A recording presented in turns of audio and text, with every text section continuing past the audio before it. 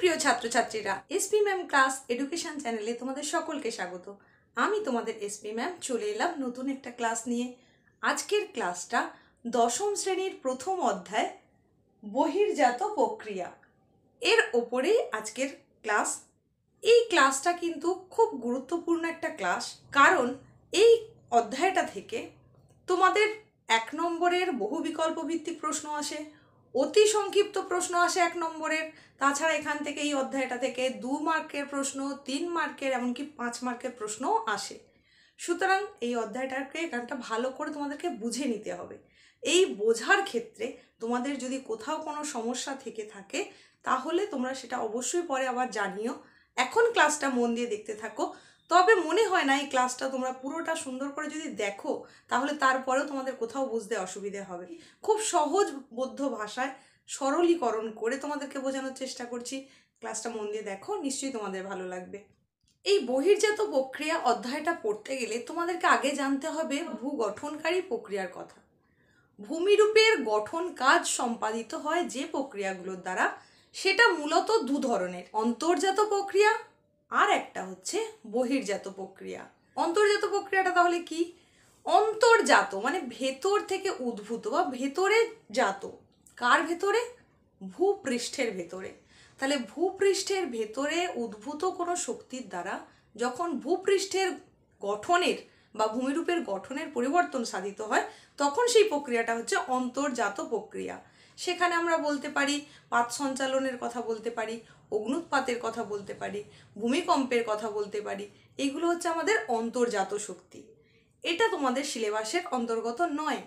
তোমাদের সিলেবাসের অন্তর্গত যেটা, সেটা হচ্ছে বহির্জাত শক্তি।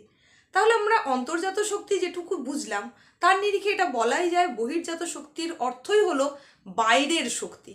কার বাইরের শক্তি? না ভূপৃষ্ঠের বাইরের যে সমস্ত শক্তির দ্বারা ভূ গঠনের পরিবর্তন সাধিত হয় বা ভূমিরূপের আকৃতির পরিবর্তন সাধিত হয়, সেই সমস্ত শক্তি হচ্ছে বহির্জাত শক্তি। এইবার এই বহির্জাত শক্তিগুলো বিভিন্নভাবে তার প্রক্রিয়া বা বিভিন্ন পর্যায়ের মাধ্যমে কার্য সম্পাদন করে এবং ভূমিরূপের পরিবর্তন সাধন করে। সেই যে প্রক্রিয়াটা, সেটাই হচ্ছে বহির্জাত প্রক্রিয়া। তাহলে আমরা বহির্জাত প্রক্রিয়া কাকে বলবো? না ভূপৃষ্ঠের বিভিন্ন যে প্রাকৃতিক শক্তি, সেই শক্তির মাধ্যমে যান্ত্রিক ও রাসায়নিক পদ্ধতিতে অত্যন্ত ধীর গতিতে ভূপৃষ্ঠের পরিবর্তন সাধিত হলে সেই প্রক্রিয়াকে আমরা বলবো বহির্জাত প্রক্রিয়া। এবার সেই বহির্জাত প্রক্রিয়ার অন্তর্গত শক্তিগুলো তাহলে কি কি হতে পারে? প্রথম এবং প্রধান যে শক্তির কথা বলবো সেটা হচ্ছে নদী। তাছাড়া আছে কি? বায়ু আছে, সমুদ্র তরঙ্গ আছে, হিমবাহ আছে, ভৌম জল আছে। এরকম অনেক শক্তি আছে যেগুলোর দ্বারা কিন্তু বাইরের থেকে একটা নির্দিষ্ট প্রক্রিয়া বা পদ্ধতির সাহায্যে ভূমিরূপের গঠন প্রক্রিয়া সম্পূর্ণরূপে পরিবর্তিত হয়ে যেতে পারে। তাহলে এই জায়গায় একটা উল্লেখযোগ্য কথা কি? না বহির্জাত যে সমস্ত শক্তি রয়েছে সেই সমস্ত শক্তির, ভূগঠনকারী সমস্ত শক্তির মূল উৎসকে না সূর্য। এটা কিন্তু একটা তোমাদের এমসিকিউ বা এসিকিউ প্রশ্ন আসে অনেক সময়, যে বহির্জাত শক্তির মূল উৎস কি? না সূর্য। এইবার বহির্জাত শক্তি হিসেবে আমরা যে যে শক্তিগুলোর কথা বললাম তার মধ্যে গতিশীল শক্তির মধ্যে একটা বললাম কি? নদী।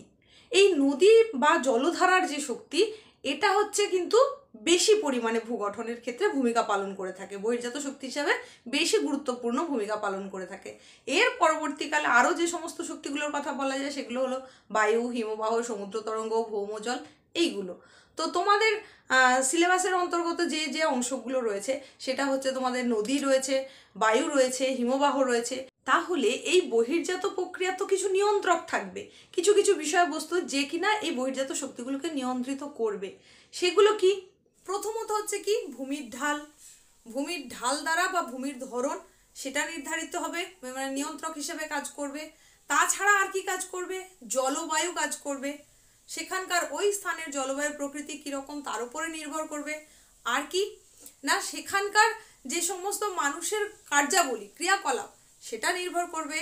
আর ওই অঞ্চলের শিলার মধ্যেকার ফাটল বা দারণ বা চ্যুতি, এই জিনিসগুলো কি হচ্ছে? নিয়ন্ত্রক হিসেবে কাজ করবে। তাহলে এই হলো গিয়ে তোমাদের বহির্জাত প্রক্রিয়ার নিয়ন্ত্রক।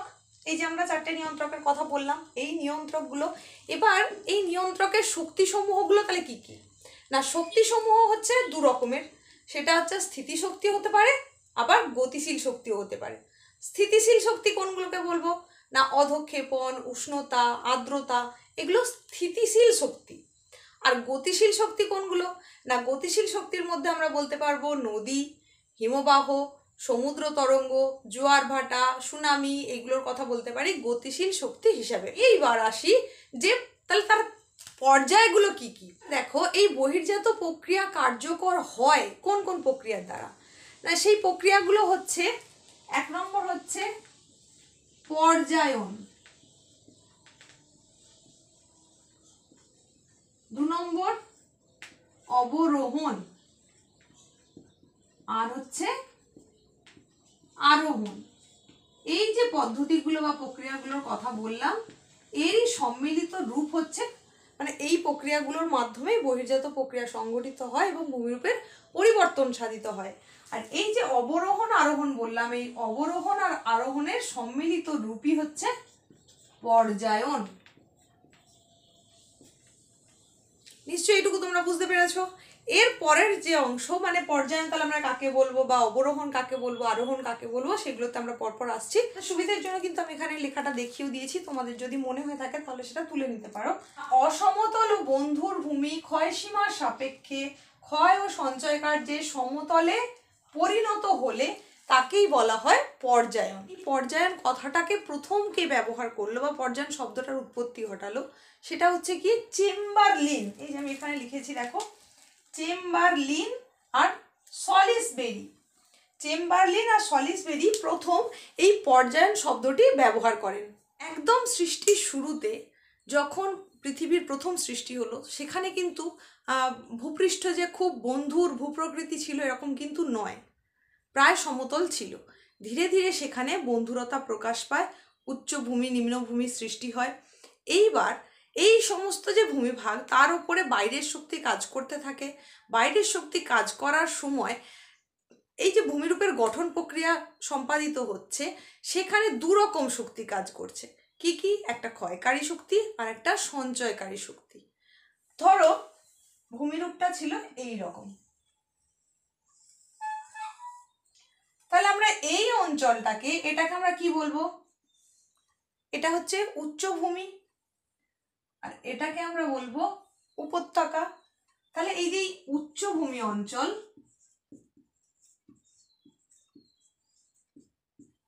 আর এটা হচ্ছে আমার উপত্যকা বা নিম্নভূমি বা নিচু অংশ বা অবনমিত অঞ্চল। তাহলে এই যে উচ্চভূমি অঞ্চল, এখানে কি হবে? যখন কোনো ক্ষয়কারী শক্তি কাজ করছে তখন সেখানে কি হবে? আস্তে আস্তে এইরকম ক্ষয় হচ্ছে, ধীরে ধীরে এর উচ্চতা হ্রাস পেয়ে যাচ্ছে, এর উচ্চতা ক্রমাগত কমছে কমছে, এইভাবে কমে যাচ্ছে।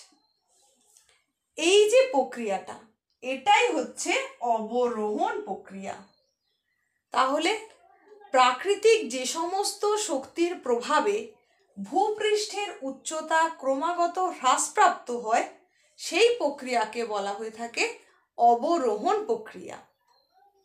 এইবার এই ভূমিরূপের উচ্চতাটা তো আস্তে আস্তে কমছে, এই যে কমা অংশটা, এটা তো আপনার ক্ষয় পেল, তো এই ক্ষয় পাওয়া অংশগুলো যাবে কোথায়? ক্ষয় পাওয়া অংশগুলোকে তো কোথাও যেতে হবে, সে যাবে কোথায় না, সেই ক্ষয়িত অংশগুলো চলে যাচ্ছে কোথায়? নিচু অঞ্চলে, নিম্নভূমি অঞ্চলে। তাহলে এই নিম্নভূমি অঞ্চলে কি করলো? সে সঞ্চয় করে দিল, ভরাট হয়ে গেল।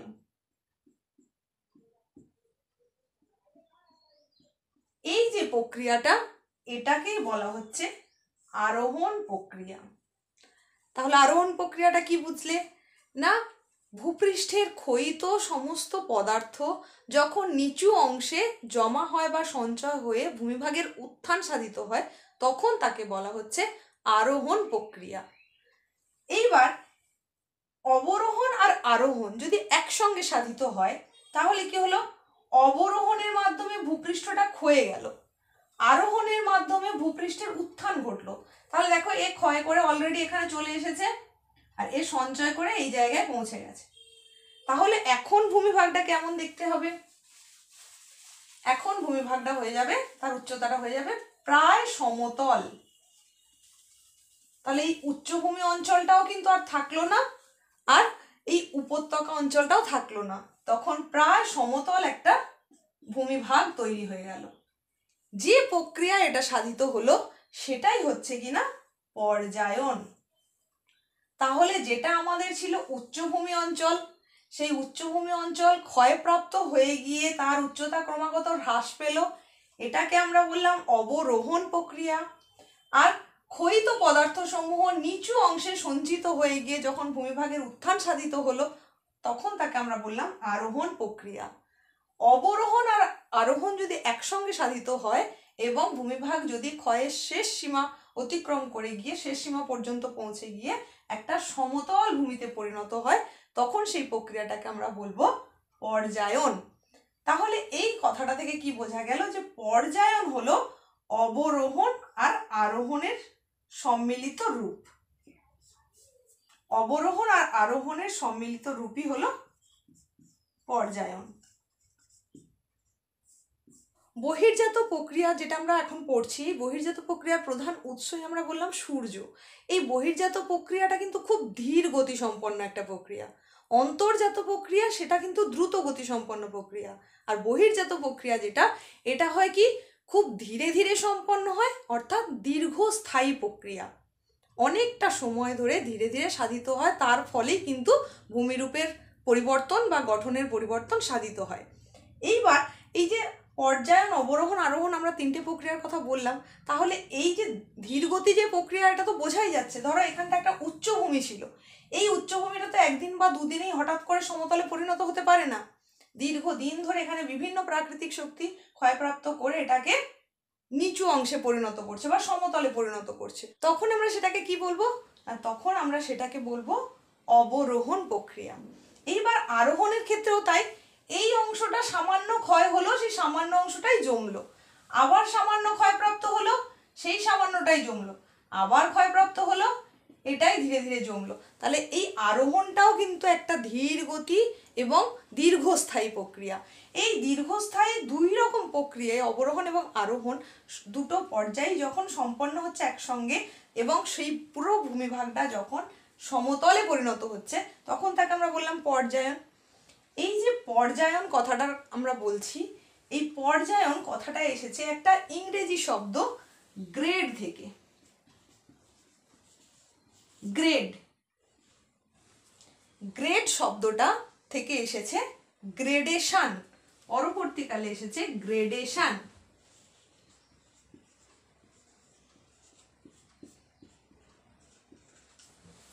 তাহলে ইংরেজি শব্দ গ্রেড, এই শব্দটার কথা বলেছিলেন জি কে গিলবার্ট। জি কে গিলবার্ট, জি কে গিলবার্ট তিনি এই গ্রেড শব্দটার কথা বলেন, যার অর্থ হচ্ছে, আক্ষরিক অর্থ হচ্ছে ক্রম বা পর্যায়। সেখান থেকে পরবর্তীকালে আসে গ্রেডেশন এই কথাটা। এই গ্রেডেশন বা যার অর্থ হলো পর্যায়ন, এই পর্যায়ন শব্দটা প্রথম ব্যবহার করেছিলেন চেম্বারলিন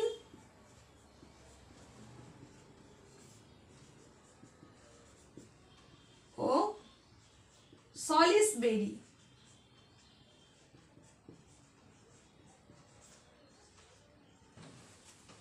এই কথাটা ব্যবহার করেছিলেন চেম্বারলিন ও সলিসবেরি।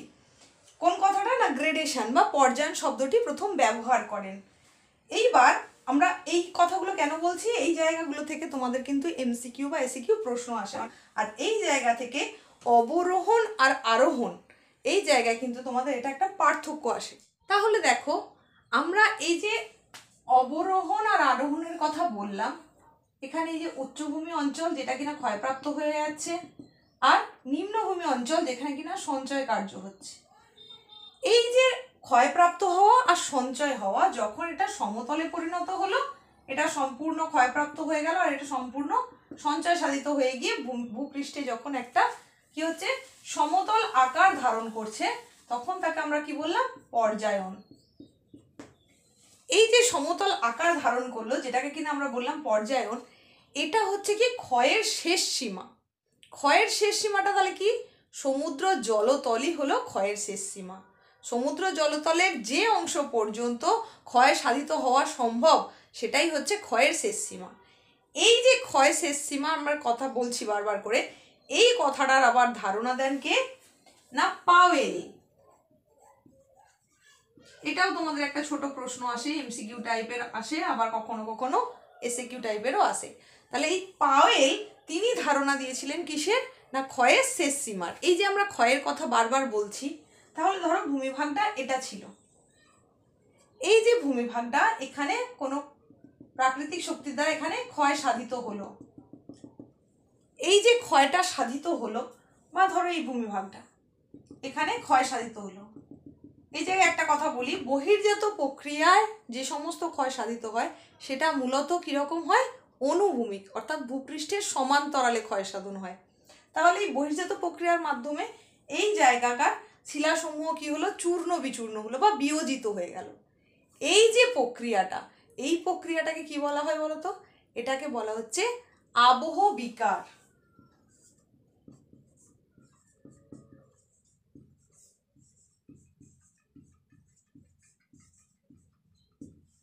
আবহ বিকার। তাহলে আবহ বিকার প্রক্রিয়াটা কি? আবহাওয়ার বিভিন্ন উপাদান যেমন উষ্ণতা, আর্দ্রতা, বৃষ্টিপাত প্রভৃতি শক্তির দ্বারা যখন ভূপৃষ্ঠস্থ প্রাথমিক শিলা অর্থাৎ জনিত্রী বা মাতৃশিলা যখন বিয়োজিত হয়ে যায় বা চূর্ণ বিচূর্ণ হয়ে যায়, তখন সেই প্রক্রিয়াকে বলা হয়ে থাকে আবহ বিকার।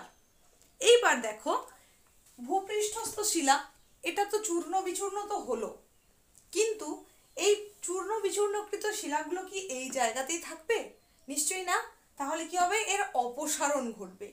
এই অপসারণ যখন ঘটে তখন সেটাকে বলা হচ্ছে ক্ষয়ীভবন।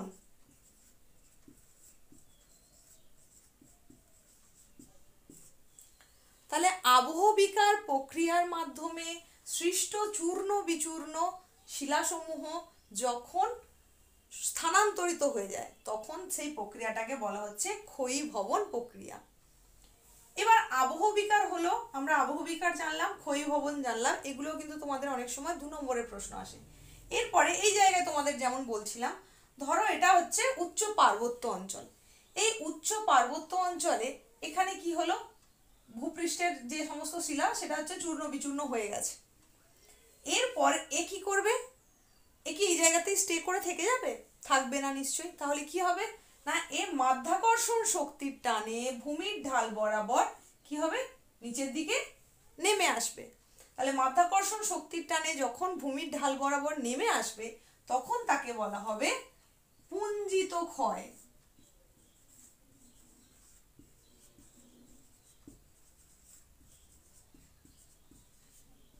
তখন তাকে আমরা বলবো পুঞ্জিত ক্ষয়।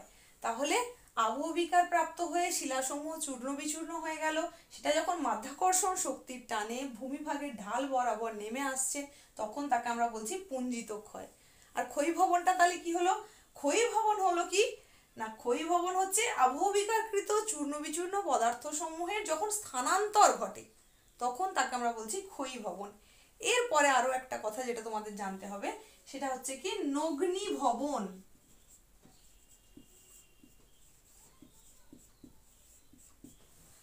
এই নগ্নিভবনটা তাহলে কি?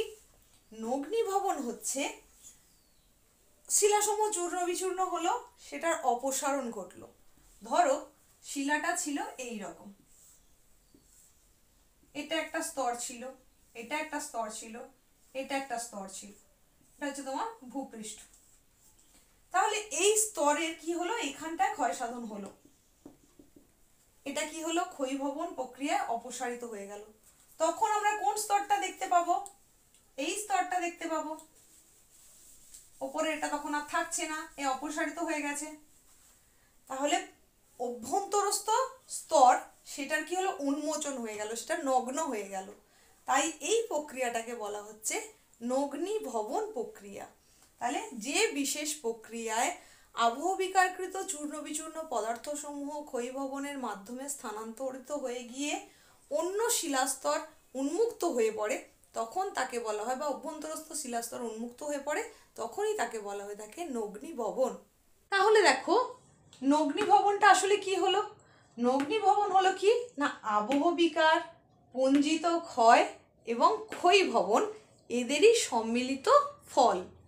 প্রথমে ভূপৃষ্ঠস্থ যে শিলাসমূহ সেটাকে চূর্ণ বিচূর্ণ হতে হবে বিভিন্ন রকম আবহাওয়াজনিত যে সমস্ত শক্তি তার দ্বারা, সেটা উষ্ণতা হতে পারে, বৃষ্টিপাত হতে পারে, আর্দ্রতা হতে পারে, তার দ্বারা কি হলো আবহবিকারের মাধ্যমে আবহবিকার প্রক্রিয়া সেটা চূর্ণ বিচূর্ণ হলো।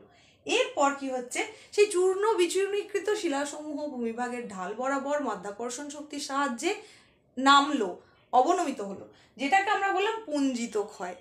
এইবার ওই সমস্ত বিচূর্ণীকৃত পদার্থসমূহ বা ক্ষয়প্রাপ্ত পদার্থসমূহ সেটা যখন স্থানান্তর ঘটলো তখন তাকে আমরা বললাম ক্ষয়ীভবন।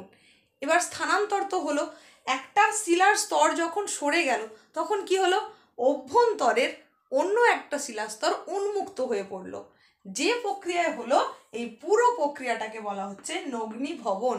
যখন ভূপৃষ্ঠস্থ যে শিলাস্তর, ভূপৃষ্ঠের অভ্যন্তরস্থ যে শিলাস্তর সেটা যখন উন্মুক্ত হয়ে পড়লো এই সমস্ত পদ্ধতিগুলোর দ্বারা, তখনই তাকে আমরা বলছি নগ্নিভবন প্রক্রিয়া।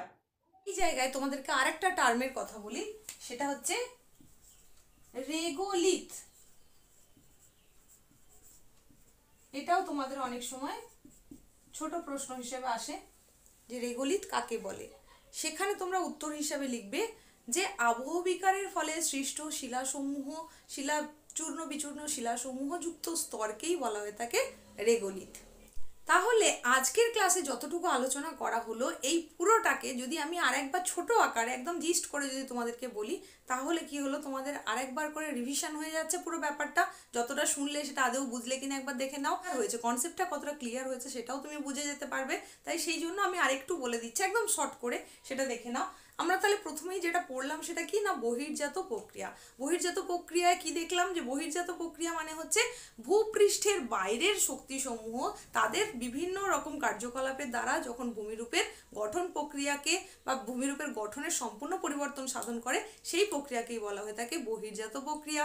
এই বহির্জাত প্রক্রিয়ার মূল উৎস হিসাবে আমরা জানলাম কি সূর্য। বহির্জাত প্রক্রিয়ায় যে সমস্ত নিয়ন্ত্রকগুলো রয়েছে সেখানে আমরা বললাম ভূমির ঢাল, শিলার গঠন বা প্রকৃতি বা শিলার মধ্যস্থ ফাটল দারণ, আমরা পড়লাম কি মানুষের কার্যাবলী, এই সমস্তগুলো হচ্ছে নিয়ন্ত্রক। আর এর প্রক্রিয়া বা পর্যায়গুলো কি কি ছিল, সেখানে আমরা তিনটে প্রক্রিয়ার কথা বলেছি। এক হচ্ছিল অবরোহণ, আরোহণ আর পর্যায়ন। এই অবরোহণটা কি, অবরোহণ হচ্ছে না ভূপৃষ্ঠের উচ্চতা হ্রাস প্রাপ্ত হওয়া বা ভূপৃষ্ঠের উচ্চতা কমে যাওয়া বিভিন্ন শক্তির দ্বারা। সেখানে কি হবে, উচ্চতা কমে যেতে পারে কি কি কারণের দ্বারা, সেখানে কে দায়ী থাকবে, আবহবিকার দায়ী থাকবে, পুঞ্জিত ক্ষয় দায়ী থাকবে আর ক্ষয়ীভবন দায়ী থাকবে। কিসের জন্য, অবরোহণের জন্য। আর আরোহণের জন্য কে দায়ী থাকবে, আরোহণ হচ্ছে বিভিন্ন প্রাকৃতিক শক্তির দ্বারা যখন সেই সমস্ত শিলাসমূহ মানে বিচূর্ণীকৃত এই সমস্ত পদার্থগুলো অপসারিত হবে, অপসারিত হয়ে কোথায় যাবে, নিম্ন এলাকায়, অবতল অঞ্চলে, সেখানে ক্রমাগত সঞ্চয়ের মাধ্যমে ভূমিভাগের উত্থান সাধিত হবে, অর্থাৎ সঞ্চয় সাধন ঘটবে। তার ফলে কি হবে, আস্তে আস্তে একটা সমতলীকরণ ঘটবে। এই সমতলীকরণটা যখন হয়ে গেল, যখন প্রায় সমতল ভূমিতে পরিণত হয়ে গেল, তখন সেই প্রক্রিয়াটাকে আমরা বললাম পর্যায়ন। তাহলে অবরোহণের মাধ্যমে ক্ষয় হলো, আরোহণের মাধ্যমে সঞ্চয় হলো, অবরোহণ এবং আরোহণের সম্মিলিত প্রক্রিয়াটাই হলো পর্যায়ন, যার ফলে কিনা ভূমিভাগটা সমতলে পরিণত হয়। এইবার আমরা ওই জায়গাতেই পড়েছিলাম যে ক্ষয়ের শেষ সীমা। ক্ষয়ের শেষ সীমাটা কি না, সমুদ্র জলতলে যে অংশ পর্যন্ত বিভিন্ন প্রাকৃতিক শক্তি ক্ষয়কার্য চালাতে পারে সেই অংশটাই হচ্ছে ক্ষয়ের শেষ সীমা। এই ক্ষয়ের শেষ সীমার কথা কে বলেছিলেন না, J.W. পায়েল। তিনি এই ক্ষয়ের সীমার কথা বলেন, ক্ষয়ের শেষ সীমার কথা বলেন। আর আমরা যেটা পর্যায়ন কথাটা বলছি, পর্যায়ন কথাটা কোথা থেকে এলো, গ্রেড শব্দ থেকে। ইংরেজি একটা শব্দ যা হলো গ্রেড, যার প্রবক্তা কে ছিলেন না গিলবার্ট, G.K. গিলবার্ট। এই গিলবার্টের কথা অনুসারে যে পর্যায় মানে গ্রেড শব্দটা যার অর্থ হচ্ছে ক্রম, তার থেকেই পরবর্তীকালে এলো কি পর্যায়ন। এই পর্যায়ন শব্দটা প্রথম কারা ব্যবহার করলো, চেম্বারলিন আর সলিসবেরি। এই পর্যায়ন থেকেই আমরা যখন পর্যায়ন পর্যন্ত যাচ্ছি, সমতলীকরণ পর্যন্ত যখন যাচ্ছি, সেখানে বেশ কিছু প্রক্রিয়ার কথা আমরা পেলাম, যেটা আবহবিকার প্রক্রিয়া, পুঞ্জিত ক্ষয় প্রক্রিয়া আর ক্ষয়ীভবন। আবহবিকারের ক্ষেত্রে কি বলেছি, না বিভিন্ন আবহাওয়ার বিভিন্ন উপাদানের দ্বারা, সেটা বৃষ্টিপাত হতে পারে, আর্দ্রতা হতে পারে, উষ্ণতা হতে পারে, আবহাওয়াগত উপাদানের দ্বারা যখন ভূপৃষ্ঠস্থ শিলাসমূহ, উপরিস্তরের যে শিলা বা মাতৃশিলা যখন চূর্ণ বিচূর্ণ হয়ে যায় বা বিয়োজিত হয়ে যায়, তখন তাকে আমরা বললাম আবহবিকার। এই আবহবিকারকৃত বিচূর্ণীকৃত যে শিলা, সেটা যখন ভূমিভাগের ঢাল বরাবর মাধ্যাকর্ষণ শক্তির টানে নিচের দিকে নেমে আসে বা অবনমিত অঞ্চলের দিকে চলে যায়, তখন সেই প্রক্রিয়াটাকে আমরা বললাম পুঞ্জিত ক্ষয়। আর এই চূর্ণ বিচূর্ণীকৃত পদার্থের অপসারণ প্রক্রিয়াটাকে বলা হলো ক্ষয়ীভবন। তাহলে চূর্ণ বিচূর্ণ হলো, ভূমিভাগের ঢাল বরাবর এগিয়ে গেল এবং অপসারিত হলো, দিয়ে কি হলো, সম্পূর্ণ নতুন একটা শিলাস্তরের উন্মোচন হলো, যেটাকে বললাম আমরা নগ্নিভবন। আর আবহবিকার সংঘটিত হওয়ার সময় আবহাওয়ার বিভিন্ন উপাদানের দ্বারা শিলাসমূহ যখন চূর্ণ বিচূর্ণ হয়ে গেল, ওই চূর্ণ বিচূর্ণীকৃত শিলার স্তর যেটা, সেটাকে কি বলা হয়েছিল, রেগোলিথ। এই যে সমস্ত তথ্যটা আমি তোমাদের দিলাম, এই জায়গা থেকে কি কি ছোট প্রশ্ন আসতে পারে সেটাও বললাম। বড় প্রশ্ন হিসেবে যে অংশগুলো থেকে বড় প্রশ্ন আসে সেটা আমরা এখনো আসেনি, পরবর্তী ক্লাসগুলোতে আমরা সেগুলো দেখে নেব। আর এই জায়গায় আরও একটা যেটা প্রশ্ন আসে, এই সমস্ত টার্মগুলোর উপরে অনেক সময় কি হয়, পার্থক্য দেওয়া থাকে। যেমন বললাম অবরোহণ আরোহণের পার্থক্য নির্দেশ করো, এটা থাকে। অনেক সময় ক্ষয়ীভবন আর আবহবিকারের মধ্যে পার্থক্য নির্দেশ করতে বলা হয়, বা পুঞ্জিত ক্ষয় ক্ষয়ীভবনের পার্থক্য নির্দেশ করতে বলা হয়, বা নগ্নিভবন এবং ক্ষয়ীভবনের পার্থক্য নির্দেশ করতে বলা হয়। এরকম পার্থক্য আসে বেশ কিছু। যদি দেখো যে তোমাদের পার্থক্য লিখতে বলা হয়েছে, তাহলে তোমরা সেক্ষেত্রে কি করবে, পার্থক্য লেখার সময় অবশ্যই এইভাবে 3টে কলাম করবে। একটা করবে কি,